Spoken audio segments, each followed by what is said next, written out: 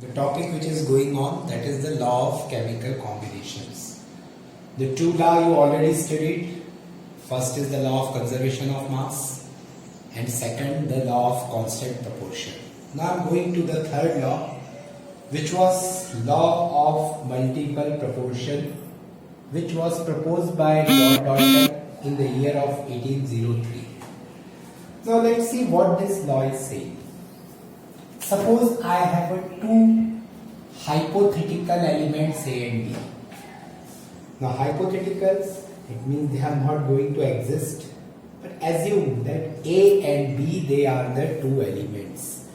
Now they combine together and form many compounds. For example, A2B or A2B3 or A2B6 and so on. The two hypothetical elements A and B, they combine together and suppose they are going to form so many compounds. Now what you have to do? Fix the weight of one element. Fix the weight of one element and find the weight of other element in all that compounds. For example, suppose I assume that atomic mass of A is suppose 10 and the atomic mass of B is suppose 30. Okay, atomic mass of A is 10, atomic mass of B is 30. The first compound is A2B. Now how many A are here? 2. It means the 20 gram of A combines with 30 gram of B in the formula A2B.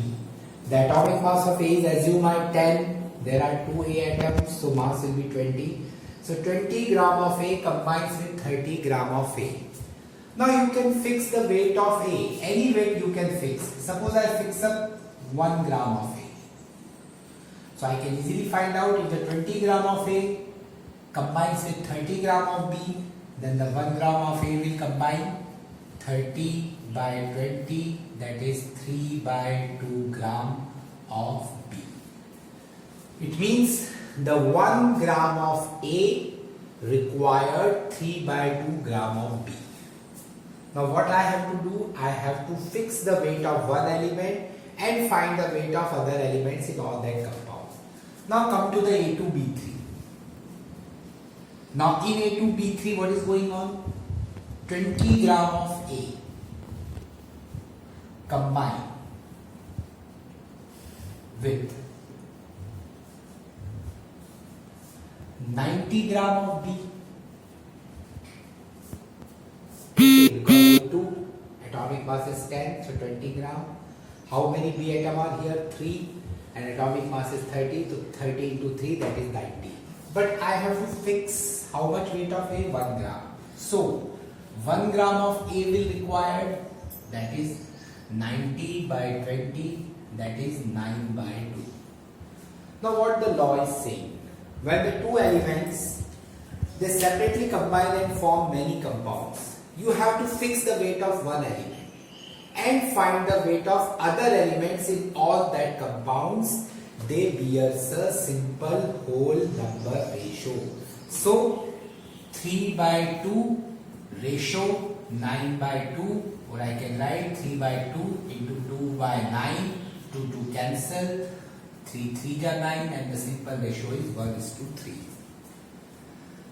So again I make you clear, the two elements, I have taken this hypothetical two elements, they two combine and they form many compounds. Now what you have to do? You have to fix the weight of one element. Here I fix the weight of A. Now here I fix 1 gram of A. This is not necessary. You can fix any mass of one element. It's your choice. 1 gram, 10 gram, 30 gram, 100 gram, 1000 gram, whatever you can choose. But fix the weight of one element and find the weight of other element who is going to combine with the fixed weight of A in all that compounds. They bears a simple whole number ratio. Okay, so when the two elements, they combine and they form many compounds, fix the weight of one element, find the weight of other elements, they bears a simple whole number ratio. Okay, let me take one actual example.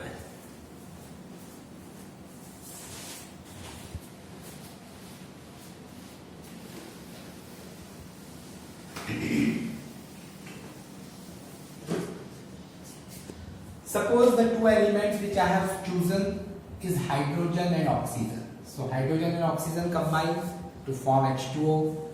Hydrogen and oxygen combine, they also give me H2O2.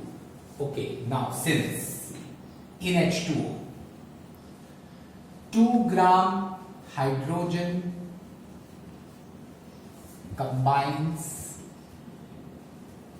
2 gram hydrogen combines with 16 gram of oxygen, because atomic mass of hydrogen is 1, 2 and 2, atomic mass of oxygen is 16, so 16 gram of A. Now I have to fix the 1 gram hydrogen will require, that is 16 by 2, that is 8 gram of oxygen. Fine. Now whose element weight I fix? Hydrogen. What weight I fix? 1 gram. In the same way I will find out that in this compound 1 gram hydrogen will require how much oxygen? Let's see. H2O2. Now since 2 gram hydrogen combine with 32 gram of oxygen. Fine. So what weight I fix? So 1 gram hydrogen will 32 by 2, that is 16 gram oxygen. Now what the law is saying? Fix the weight of one element and find the weight of other elements in all that compounds. That weight bears a simple whole number ratio. So 8 ratio 16, that means 1:2. So the data also obeying the law of multiple proportion. Okay, is it clear? Now we go for the next. Your next law is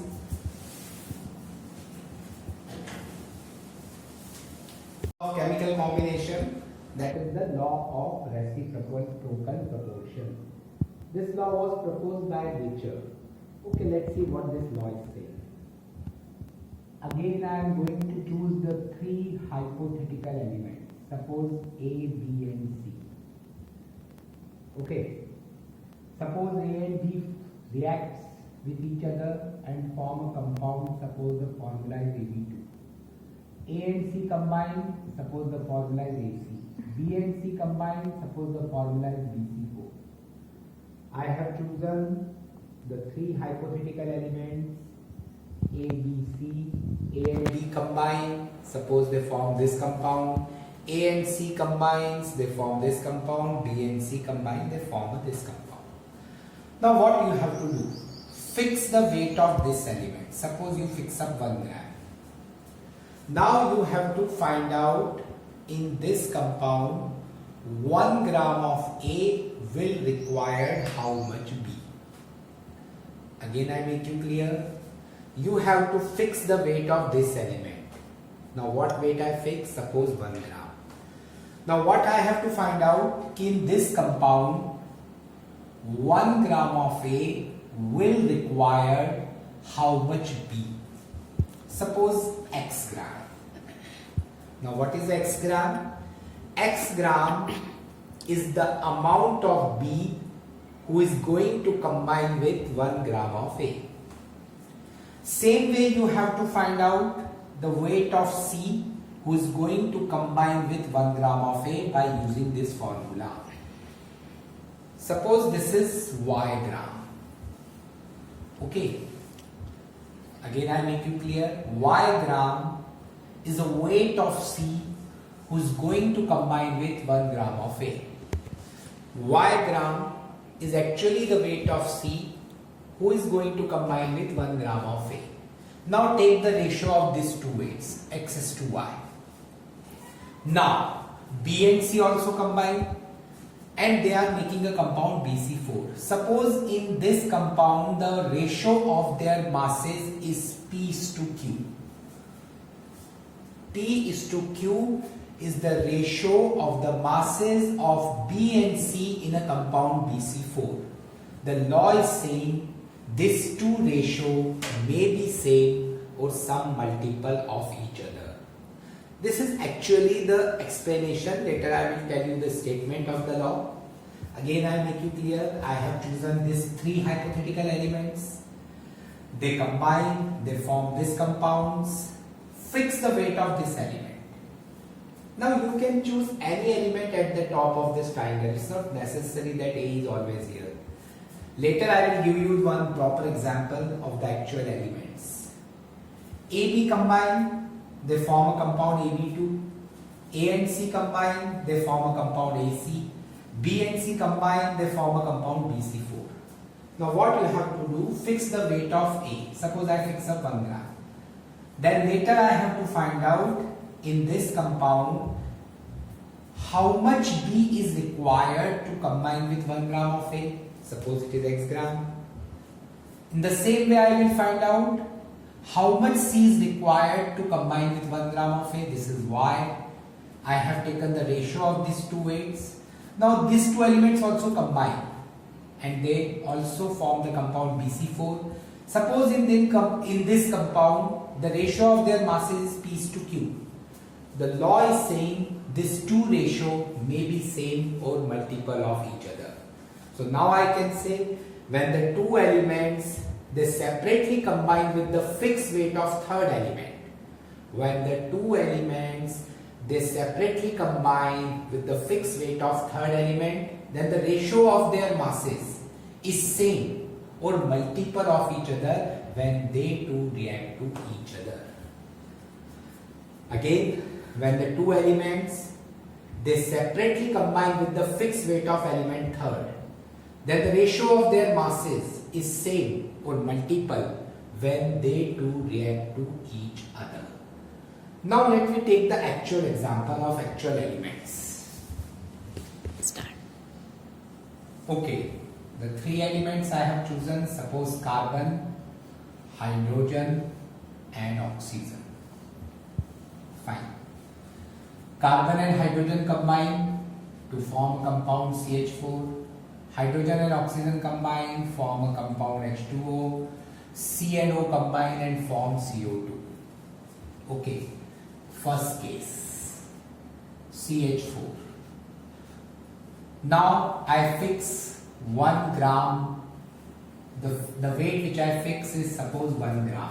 Now since in CH4, 12 gram carbon combines with 4 gram of hydrogen. Okay, so I can easily calculate that 1 gram carbon how much hydrogen is required, that is 4 by 12, this is 1 by 3 gram of hydrogen. If you remember in my previous example, X is actually 1 by 3. Now second case, CO2. Now in CO2 what is 12 gram carbon combines with 32 gram of oxygen. So I can again calculate that 1 gram carbon required. So 32 by 12, 4 3 are 12, 4 8 are, this is 8 by 3. This is your Y. Now take the ratio of these weights. So 1 by 3 ratio, 8 is by 3. So 1 by 3 into 3 by 8, the ratio will be 1:8. Now carbon, hydrogen and oxygen also combine to form H2O. Now in H2O, what is the ratio of their masses? 2:16, that is 1:8. Now you can see the ratio are same. The law is same. The two ratio may be same or multiple of each other. Now later children, you can try any other example by choosing any three elements of your choice whose atomic mass known to you. Okay? Now we proceed for the fifth law. Okay, your fifth law of chemical combination, that is the Gay-Lussac law of combining volumes. Now consider this some examples.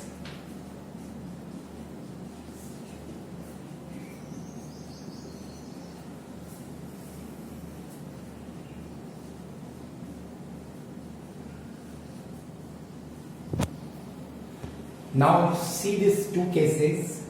Nitrogen is a gas, hydrogen is a gas, ammonia is also gas. Hydrogen is gas, chlorine is gas, and HCl is also gas. Now what the Gay-Lussac law is saying? It's very simple law. He said that under the similar condition of temperature and pressure, whenever their gases react, then their reacting volumes bears a simple whole number ratio.